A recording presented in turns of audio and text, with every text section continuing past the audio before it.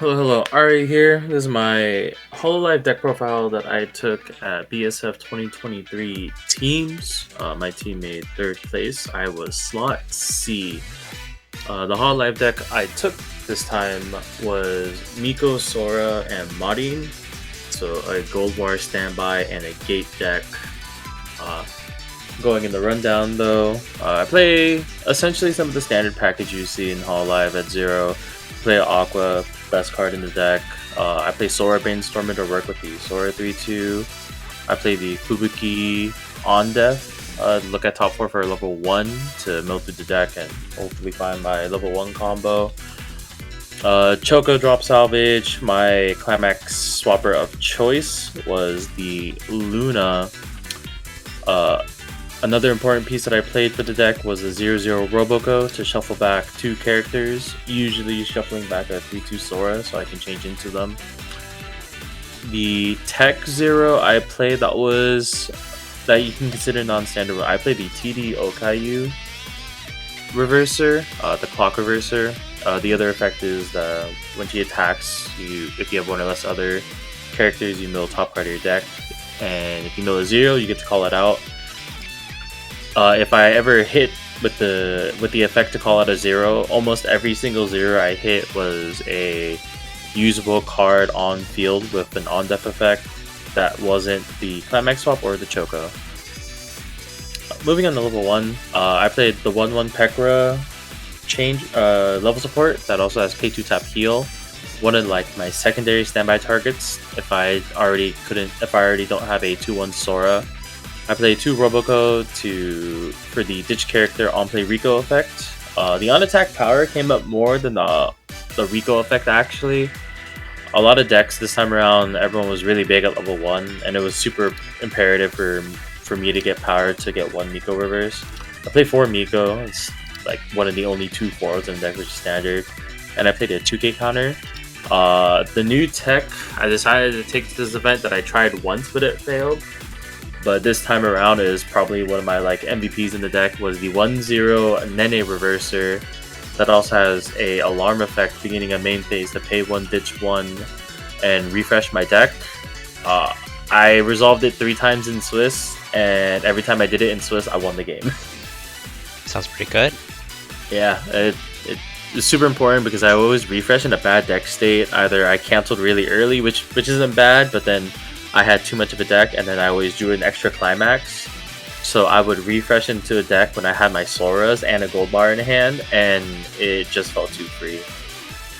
I only played 2 level 2s, 2-1 Sora, which is standard because it's the standby target of choice, so you can change it to 3-2 Sora early. And I played 2 anti-change counter this time. This has been something I've been doing a lot in both JP and English metas. I think anti-change counter is one of the best decks in every deck right now, and I believe only one person I played in all of Swiss and top 8 had an anti-change counter. That's pretty crazy. They weren't expecting a lot of... I mean, you expected the meta to be Nino. I guess they didn't really care to anti-change those standby decks since they could just hit another standby and just get it back. Yeah, I think the unfortunate part about Suisse is that she sends the waiting room so it procs everyone's encore, right? If it was Wait, she's not bottom deck? No. She is bottom deck. She's bottom deck. I'm trolling. Never mind. Suisse is even more broken. broken. I thought she sent the waiting room. She's a bottom decker. I actually forgot that she did that. I just knew she was an anti-change counter, and a lot of people never really encored the card that I anti-changed, even if I sent her the waiting room. But knowing that she's bottom deck gives her so much value then. It answers essentially every problem 3-2 if they have it on the board, either in the back or the front row. And I don't know. I think anti-change counter, I never actually got to resolve it, and the one game I really needed to make it work, or I really needed to activate it, they were just all in my clock. But that was my I'll talk about it in my matchup spread but it happened in round 7 against Tressa's Collectibles Randall. If I had one anti-change counter during the turn I had my triple Sora, that game wouldn't have felt as bad as it did. But moving back to the deck list, finishing off my 3-line, it's a little bit varied. It's probably non-standard in what people play Miko Sora nowadays, and I don't even know what the standard list is, but 4 Sora is like the only standard 4 of into 3. It's your change target, it's your combo, it's the lifeblood of the deck. It's the only reason this deck probably wins. I play 2 early play Suisei healers. I think I'm the only person who plays like this variant of deck that plays an early play. No one plays an early play healer. They just think Sora gets you there alone. And I've had too many games where it's just like I get one Sora answered, or I get the second Sora, I get 2 of them answered, and I can't like recur them, and I have no other play. But then during those games, it actually happened to me in Swiss. It was the round 5 in it was a round 5 Hololive mirror matchup. I got Wata made, and my second Sora died, so I just like I fell back on having Pecker healer and Suisei heal in the same turn to heal down to heal 2 damage and just play for a compression game moving into 3. Another one I play is the TD Choco healer. I played her more for a ditch 2 cards burn 1 that came up twice for me in Swiss, and it came for me twice in Swiss and once in top 8. It was actually the card that won me our 3rd place round, so I can't ever like justify cutting this card ever again in this deck.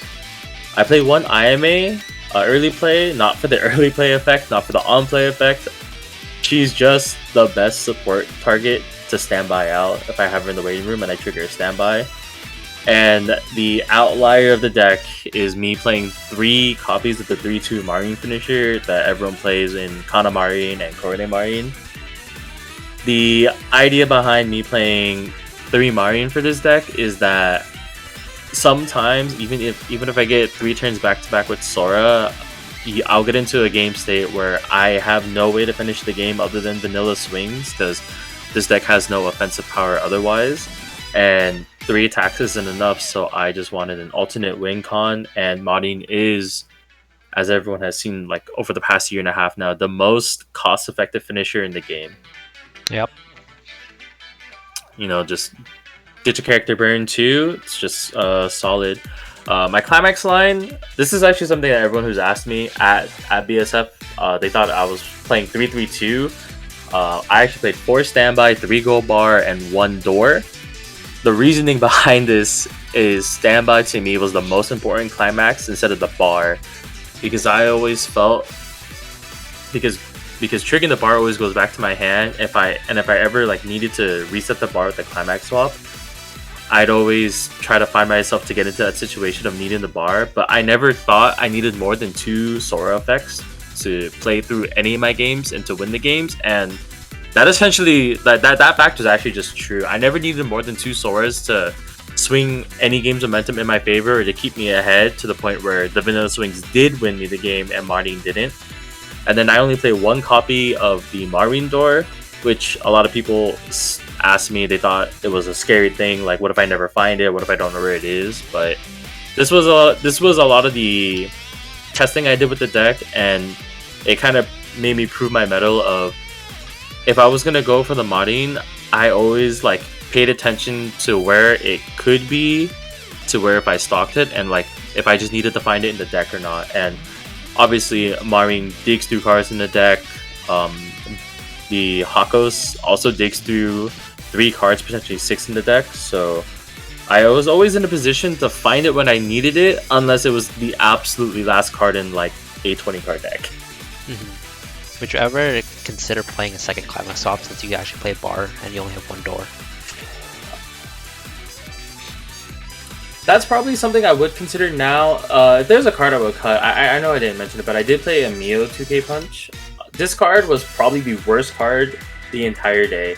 I never got to use it, and in the times I could use it, I couldn't really counter over anything. And the times when it was in my hand, it's the same. And the times I did want it, I would have rather wish I had the Suisei Punch instead, because I was always like 500 off. So that's probably the one flex spot to change it to a second climax swap. But I think only 1 game in every game I played yesterday I needed a second climax swap, but both of them weren't like available to me anyway, so that kind of seemed like a moot point. But if I were to play this deck, even with Hololive 2 coming onto the future, I probably would play the second Climax swap just to give myself a little bit more insurance of finding my pieces. Okay, and we know, thinking for the future, there are a lot of Climax swaps in Hololive. Would you still stay on Luna, or would you ever consider swapping? So before I was playing Suisse as my Climax swap of choice because I had a lot of games before the meta swapped to like this really everyone started playing standby or just they started fielding really big cards at 0 and 1. Suisse was able to like get herself to a good enough power level, and then combined with the Fubuki on play effect and Roboco's on attack give power, I was able to use the Suisse to kill a lot of like contesting cards. But now, because I made a lot of changes to this deck. Before I was trying to play like Musashi and a yellow package, and I was like this weird quad color thing. Now that I've like streamlined it, I think I would play a second copy of the Luna because it would still leave my colors equalized in red and green, and those are obviously the absolutely most important colors of the deck. Yep. So I don't really want to skew it one way or another.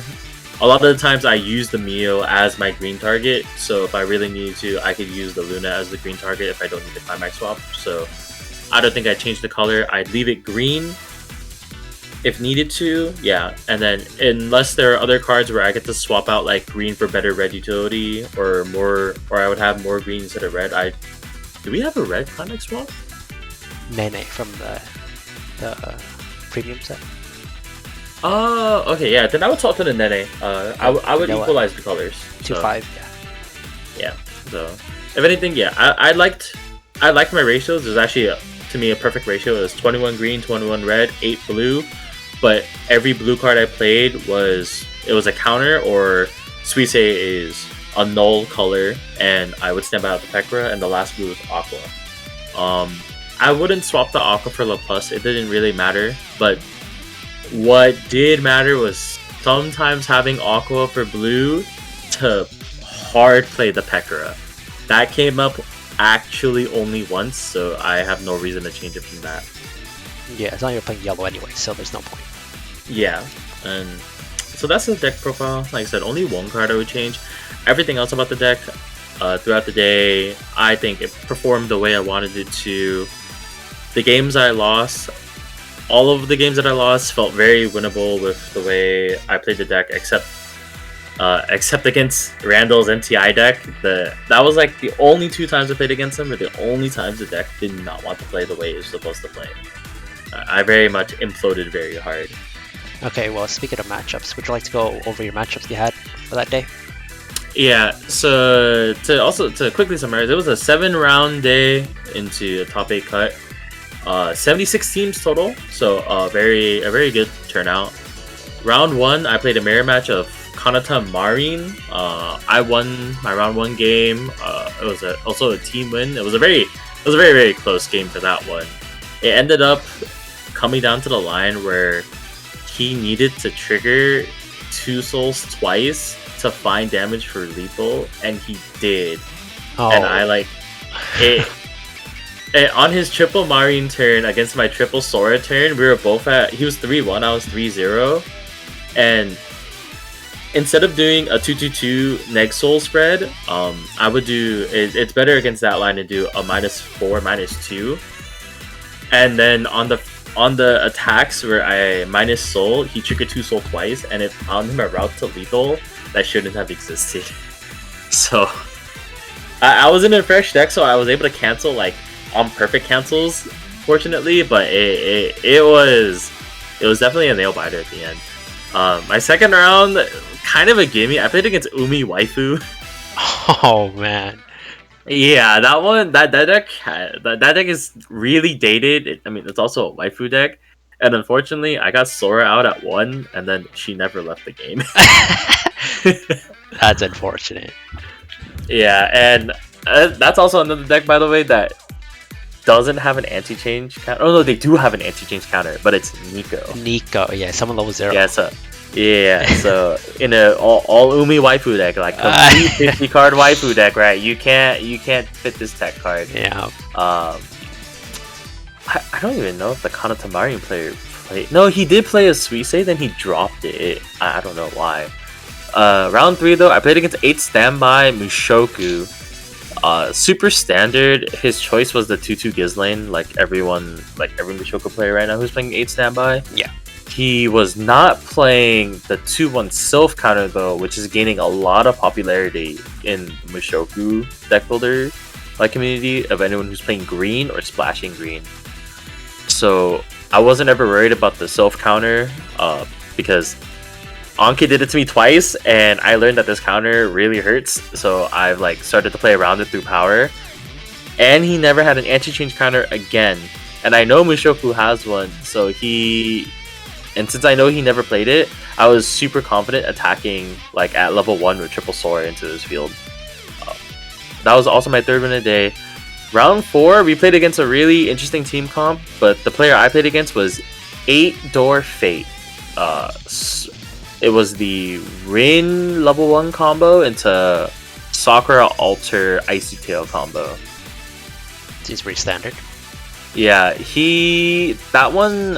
that game could have been his because he did anti-change my 2-1 Sora changer, except I had the Sora Brainstorm to encore it, and because since I knew Fate had the anti-change counter, but I didn't know, and I assumed he's going to use it either on my 2-1 Sora or my 3-2 Sora, I attacked twice at 0 to build 2 stock instead of 1. So I could have 5 stock moving into the end of my turn, just in case to play around the anti-change counter, and it worked perfectly. He played into it, and he forgot Sora works on back row characters as well, as long as she's in the back row, and I basically won the game from that position. Oh, that was unfortunate. Yeah, he asked me the question of the timing was bad, and I think if he remembered if Sora worked in the back row, he would have held it for one of my 3-2s, but I would have just sided everything because that deck is only level 1s, and the only level 2 that I know is the Free Fresh. So I'm willing to just side his entire board, and he has to run into me, so I never have to worry about exchange counter from any other position at that point. Yeah, that's usually how it goes for Nexo decks, right? You side into them, and then since you have Nexo, you're just getting the same damage anyways. Yeah, it's either I'm taking 0 or they try to front to try to get a trigger, but the only part is that Sora is huge, right? She's 12k on the defensive turn without a support, so any counter in my hand makes it feel impossible to punch over. And I think unfortunately for him that game, I had standbyed both my Pekora and IMA, so there's nothing he could do to kill my cards. Sora's 15 5s and 2 lanes. 15k in 2 lanes, 13.5 in the last lane. Because she's 9k to 11 or her own and then effect. 12 with Climax combo. Yeah, 12 active the Climax combo. Level support. Pekka is just a regular 500 level support, and IMA is just a global 15. She's not front 2k. Okay, gotcha. Okay. Yeah. Then, round 5, I played against a SoCal local. I played against Kenny Nguyen. That's his last name. He played Watame Marin, and that game just strictly went down to a trigger and a burn 2 for me to lose, and if he didn't get the trigger, I win on my next turn.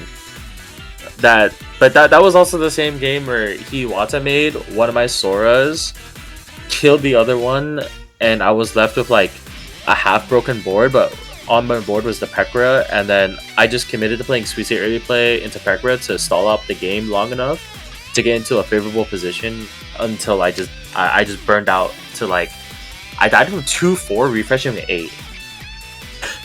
So even in the compressed deck state, Weiss happens. Yep. And then that game was just all that mattered to luck. Round 6, I played against Okayu Polka Hololive. What? Bar. Bar door. The TD Polka is a door combo. Right, it's the It's Pay the 1. on attack. Yeah, pay 1, reveal. If it's a 0, burn 3. If not, burn 1. Yeah, it's the key combo. Yeah, they played a memory package in the deck, and then they messed up the different names in memory because the nenes look exactly the same. Oh no. Yeah, the level 0, right? Yeah, the level 0 nene. So that game is just that game actually I remember exactly what happened. At 0 they triple canceled. Okay. And then they just never went. They went to 0-2. They weren't playing like Aqua to self clock themselves. I got pushed to 1, but I never built stock. So I was like, at the end of my level 1 turn, I was at 6 stock, and they canceled again on that attacking turn. So I left them at 0-5. They attacked me like just for no climax. That the next turn. I think I may have canceled 1, and then I just moved up to triple Sora, and I stopped taking damage for like 3 turns. Yeah, that was actually a game where the turn I had the 1 gold bar, I triggered the last 2 gold bars in my deck. So I'm just like, yeah, I don't think the deck has an answer to Sora, and with them misplaying the memory counter, the memory count, they couldn't early play Polka, and so they couldn't kill. They couldn't push through during like any avenue of turns. So that was our round 6. Round 7 was Trust's Collectibles. I played against Rando, who was playing 5 standby 3 bar Mushoku. As I mentioned, my deck didn't cooperate. I like was always missing 1 or 2 crucial pieces of like full board, missing a character for full board, missing the bar, missing the standby. It was pretty rough. I tried playing it as best as I could, but in the end, I just took a lot of damage. I died to Mocha. I think the Mocha Climax combo effect, no matter on what deck it's in or what combo it's in, has always just ruined me. And then that was the end of Swiss. We actually placed 9th in Swiss, but a team failed deck check, so we got to bubble in. You hate to see it, but you always like to see it too. Yeah, it's one of those. I hate that it happened to you guys, and I hate that we bubbled, but at the same time, wow, I'm so glad it happened because they gave us a chance to come back in top 8. And since I knew we were 8th and Tressa's was 1st, it was a run back. Oh, the run back. Unfortunately, again, the second time against Randall, my deck did even worse than the first time.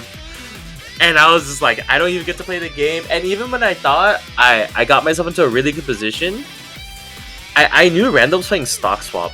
And I got myself into a deck set of 3 climaxes and 4 cards at 4 stock. But I didn't see the stock swap the entire game. And I'm just like, I hope he doesn't have it. I hope he doesn't have it. There's no way, right? Yeah, there's no way, right? And Randall's on like 5 stock. And then he just clocks himself to 3 and then says stock swap. And I'm just like, guess I'm dead. Yeah, and I was like 3-4 at the time, right? So I was just like, I can't live. Dead of Vanilla Swings.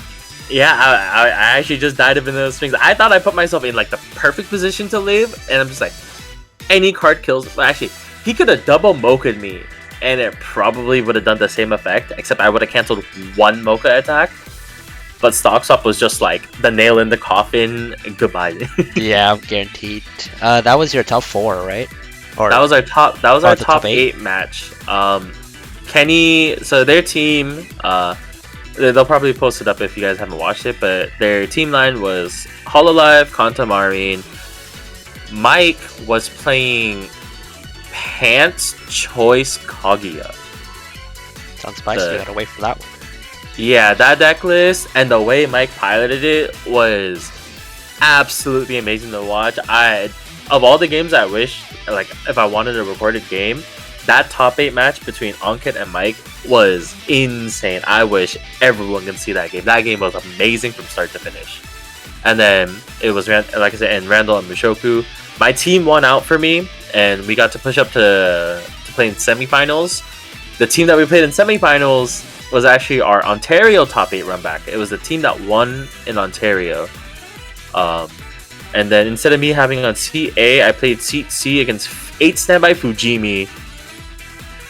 Vanilla and deck? Yeah, it was a vanilla deck, and Nico Sora is very favored in that matchup because I contest power lines, and they can't really pump higher than me at level 2. Except I didn't get to play Sora until level 3. So I was on the back foot for a lot of the game, and then as I was stabilizing, I took a pocket and went to 3-3. And then I had a Sora left on board. This is like my final turn. I had a Sora on the board with the Go Bar in hand and 3 stock. And I was thinking to myself, hey, I thought I had 3 copies of Sora in my deck. So I'm thinking, if I can find my way to draw into Sora, I'll get 2 more Soras and like be at 3-5, but have triple Neg Soul and he can't kill me. But it turns out I had triggered a Sora the last turn, and on my refresh, I clocked the last Sora, or I clocked the 3rd Sora and drew the 4th. Oh, you hate that one. Yeah, that one was bad, and because I forgot I had assumed there was 1 Sora in the deck because I forgot I triggered the last one. When I went to play the Sora and I paid 1 and saw the 4th Sora, I'm just like, I lost the game. Pay 1, look at my deck. Yeah, there was 2 lines I could have done. If I had remembered that the last Sora, I had clocked the last Sora when I drew it, since I had 3 stock, Pekora was still on my board, I had leveled blue, and I had a Suisse in my hand. So I could have done a play of healing down to 3-3, only having 1 minus soul against his final turn when he played 2 of the when you play a climax bounce to give a soul, but he only had 1 3 and 2 zeros. So I think that was just like 2 different things. If I didn't clock the Sora, I would have won the game. But if I remembered I triggered the last Sora and I went to heal down to 3-3, I would have gone 1 minus 2 soul and leave a lane of just 2 damage and 3 damage to try to live, which gives me the window of 1 cancel. And there's no way he gets to precisely do damage unless he decided to stack an attack for 4, which isn't. I guess that might have been the only way he won the game. And so if I canceled that 4, there's no way I lose because he was at 3-5. So there's 2 different avenues where if I wasn't a little bit cooked at the second round of top 8 and I just paid attention, I probably could have clutched it in like 2 different ways. Yeah, it's been a long day, so you were probably pretty burned out after 9 rounds? Yeah, this is our 9th round. It's like our 8th hour playing Weiss back to back. Round started at 10. It was like 6 o'clock at this time. It was getting pretty far. So unfortunately, that was a decider match. I dropped the ball. We could have gone the Weiss Schwarz Club versus Honors Weiss Schwarz matchup for top 2. But instead, we played for 3rd. And my last matchup for our 3rd place game was against 8 Bar FGO. With the level 1 combo was the ditch 1 to look at up to 2 to add a character twice.